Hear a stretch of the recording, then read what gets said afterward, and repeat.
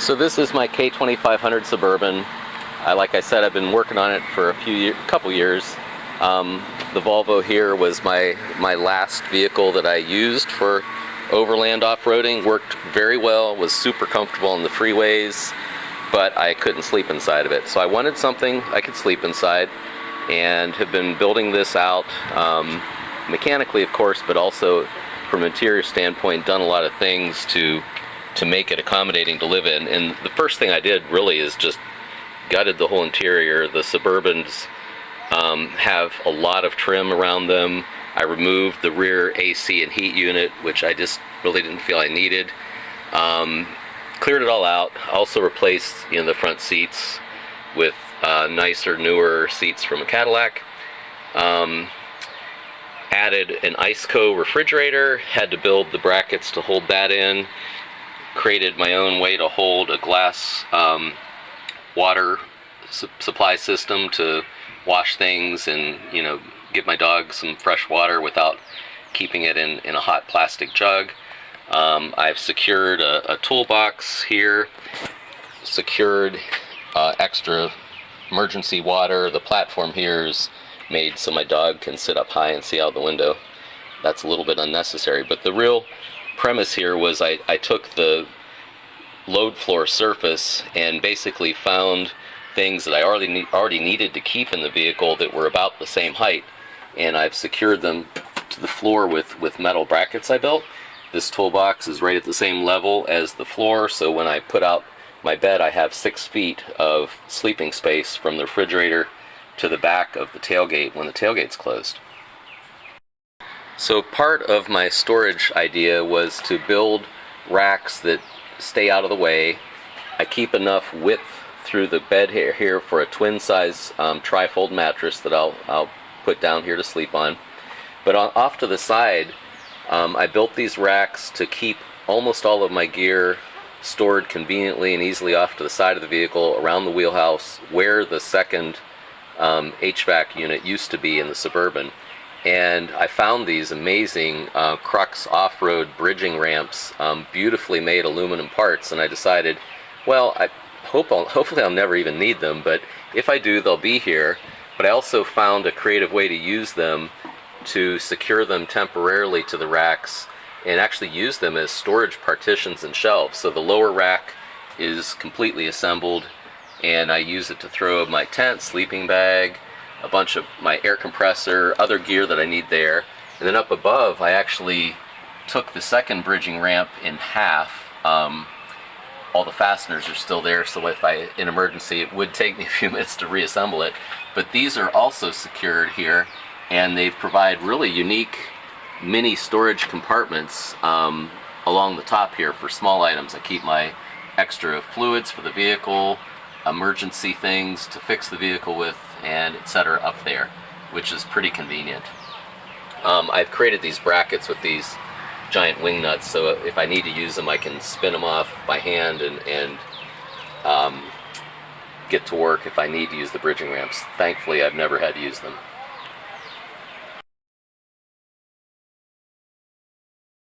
On the other side here, it's pretty much all stock. I just created some little brackets up top that I can hang my backpack off of, and this is a case that I keep extra camera gear in. The style Suburban that I have here in '94 has the spare tire inside.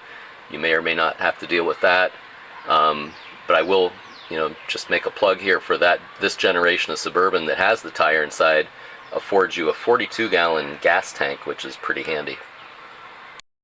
Okay, here's where things really depart from a typical sleeping platform.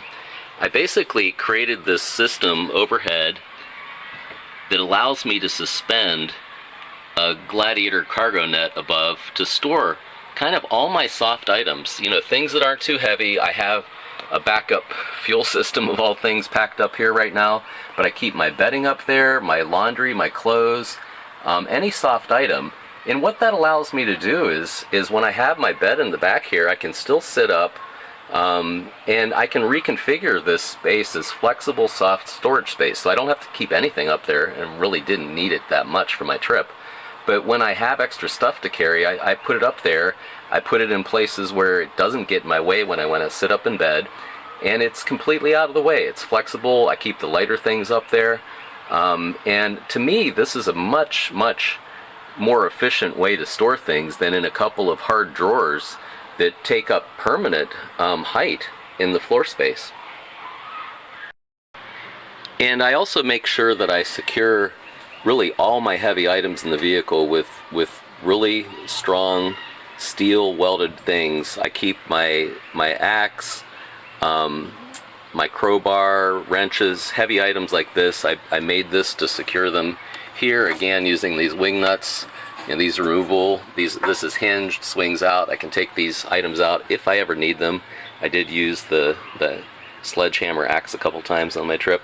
I've created, steel brackets to hold heavy items like spare water storage, and the toolbox, which is jam-packed and is quite heavy. These are all really securely stored here. They extend the sleeping platform, but they, won't move around if I get in any kind of accident. And I did the same thing. I built steel brackets to hold the Iceco refrigerator in here. And this refrigerator, by the way, is amazing. The limited amount of power it consumed was impressive.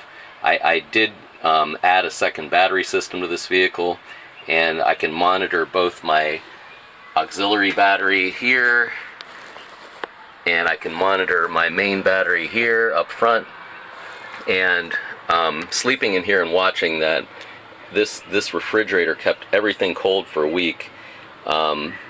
Barely used any electricity at all, so I was impressed by that.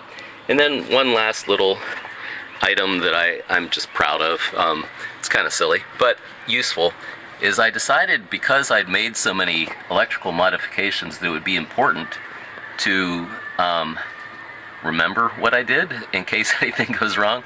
So I created sort of a lighting feature overhead that is my entire electrical system modification, and it's sort of just a little nice lighting feature that I use to illuminate the vehicle at night, and adds a lot of interest. And I can turn the LED lights off like that.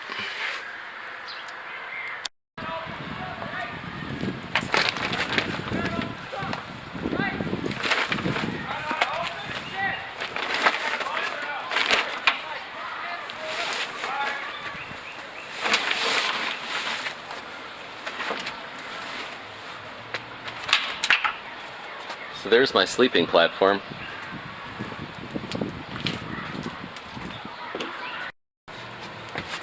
And this is basically how it works. Some of this stuff that I keep out of the way lets me sit up here in the bed very comfortably. I can use my refrigerator as my work table.